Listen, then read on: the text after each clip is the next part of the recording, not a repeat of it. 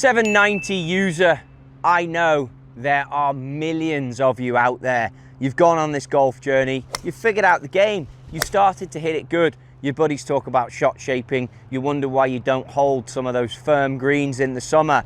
You are questioning if it's time to get a brand new fresh set of these, or do you start to think about the next level of your golf game? Today's video is going to talk about where we go if we love this classic powerhouse, but we want to get something that can just take us maybe to the next level. If this is you, then this video's for you. Dive into it. So let's talk about three areas that highlight that you need to think about P790, P770 combo set. The first one I'm looking at is if you're starting to think about shot shaping. I know it might sound a bit ambitious, but if you see a flag and it's tucked back left, are you thinking, but I'm just going to try and curve it in there. I'm going to try and move this thing right to left. You recognize what a draw is, and you recognize that you want to play it. The P770 might help you do that a bit more than the P790. Point number two, and this is a big one. You got a shot into breeze. You're conscious when you hit it that the ball can power through the breeze. You're starting to talk to yourself about, well, I've got to carry that bunker at this section. I've got to get to the back of this green. If you're starting to challenge yourself and ask those questions, 100% P770 needs to be the iron that you can grab with confidence, knowing that you can play it to those back pins and you can control that yardage because it's going to give you slightly more spin into breeze. Point number three, I'm going to do two things. One is the look. When you put the club behind the ball, you recognize now that you want a slightly more refined, more sleek look. The other thing you're noticing, firm greens in the summer, you want to be able to hold them a little bit more, and you want to feel that club go through the turf a little bit more crisp than what you're getting and get that fizzy strike that will hold the greens for you. You're starting to strike it more consistently, you're feeling that, and you've got the confidence then in your game to go for something a little bit more aggressive in the look. If any of those 3 points sound like you, then you need to be watching the rest of this video, because I'm about to drop some gems as to what you should look for when you combo set your irons. The 790s from Taylormade, they're an absolute powerhouse. I know there are tons of you out there that use this golf club, and it is for fantastic reason.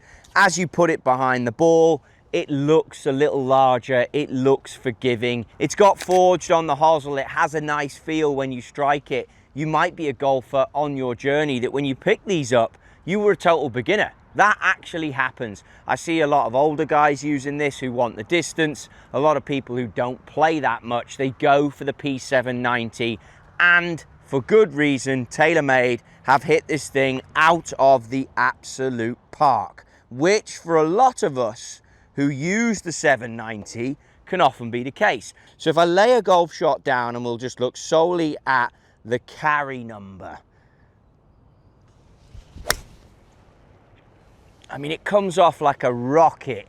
That one had a little bit of drift to the right. The intended target is the 2 palms on the tree. That puppy's gone a little right of that. And the carry, without even normalizing this, is 190 yards. Early in the morning, I've only hit wedges to loosen up. That thing has come off nuclear. The number that I want to call out though, and I see it a little bit when it comes to P790s, and it explains the golfer that's going for this. 5,000 spin rate on a 6-iron. That is why the P790 is so appealing to so many, because the golfers that get into it tend to back up, hit the ball out to the right, generate a lot of backspin. So by taking the spin off and hitting the launch number, that's how you get the distance.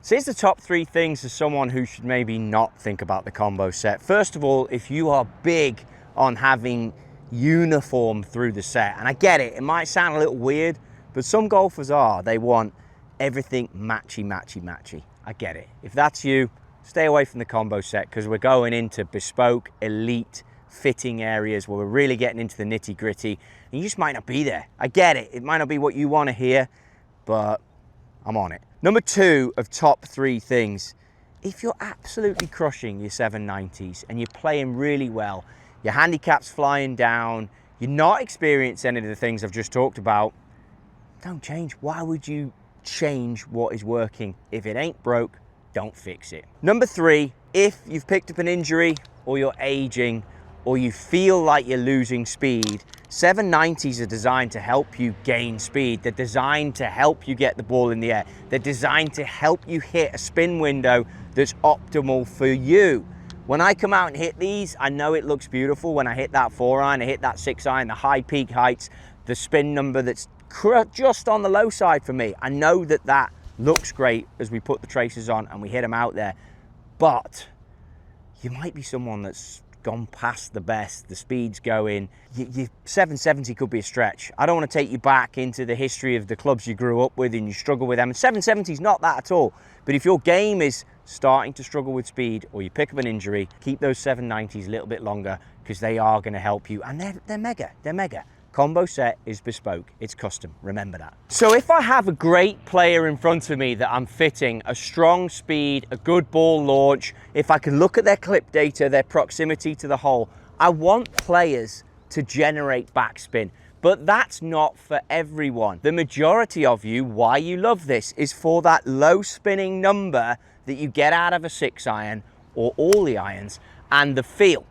But what do you pass up?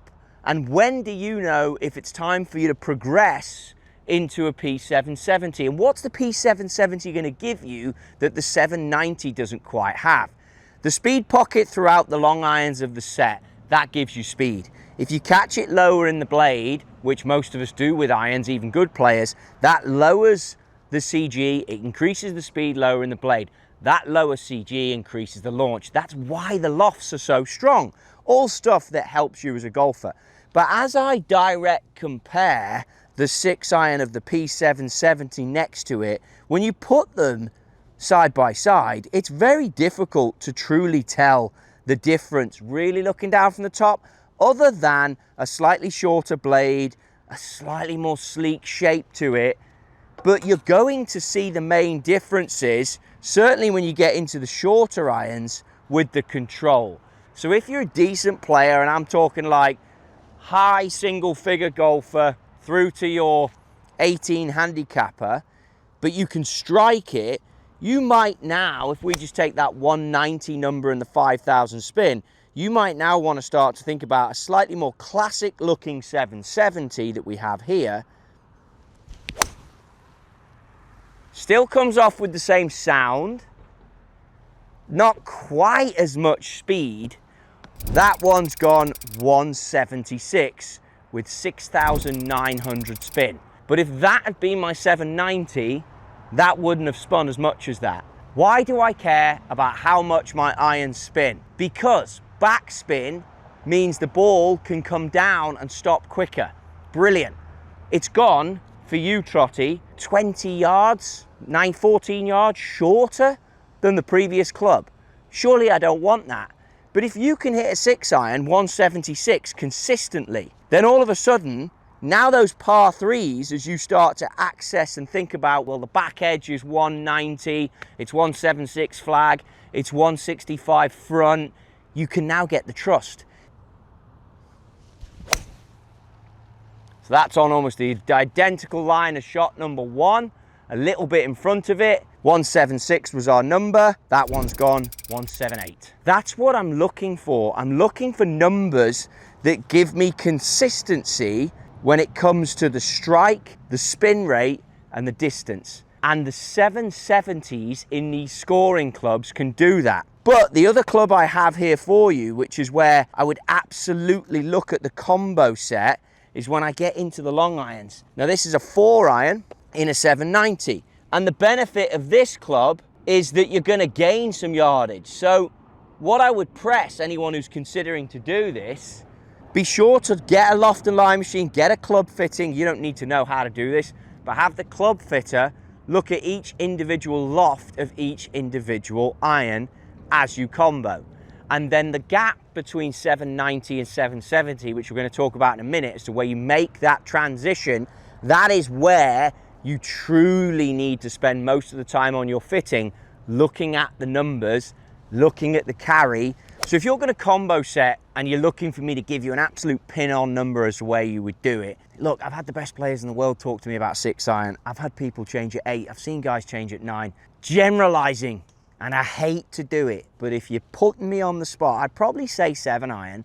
Although in these, I do know that there is the speed pocket disappears at the 8, so that's another reason to go 7-iron, and then 8 goes into 770. So you've just got to keep an eye on that gap. I hate to put everyone in one ballpark area, but I like to think most of us as golfers, if we're holding 7-iron, we might have a tendency just to let our eye drift to look at the flag and be like, now I'm starting to think about pins, rather than just get it in play. And for me, as I've told you in this video, that changed to be in the 6-iron. And then as I started to strike it better, it changed to be in the 5-iron. And then as I started to realize my 4 needed to do a certain thing, that was the club that I ultimately comboed at, was a 4-iron. So there's no right or wrong. It's all going to be about you and your game, which is what every good club fitting should be. You have to, as an individual, make a choice. Where can I hit the center consistently? As you get lower into the lofts, the flight window changes. So getting a combo set, I really press you to have a loft and line machine out with you. Be honest with yourself. 6-iron isn't for everyone.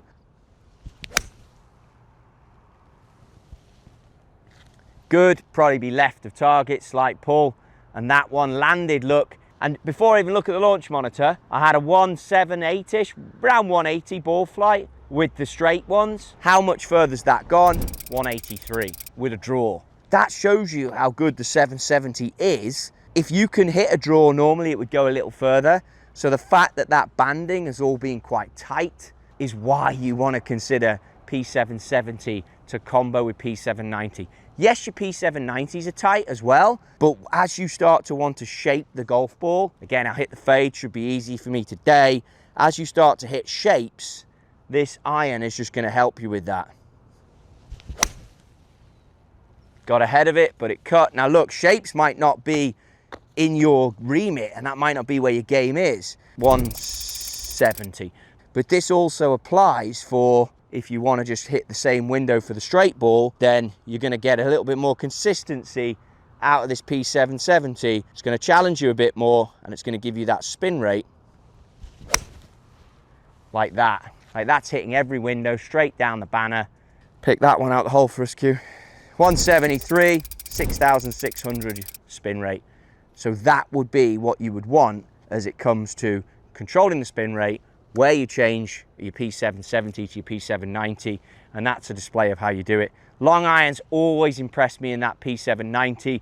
Those of you who follow the channel, thank you so much. Get your comments in below. You know I love a long iron for good reason, and I think when Taylormade make them as good as they do in both the P770 and the P790, it's a club you should absolutely look at.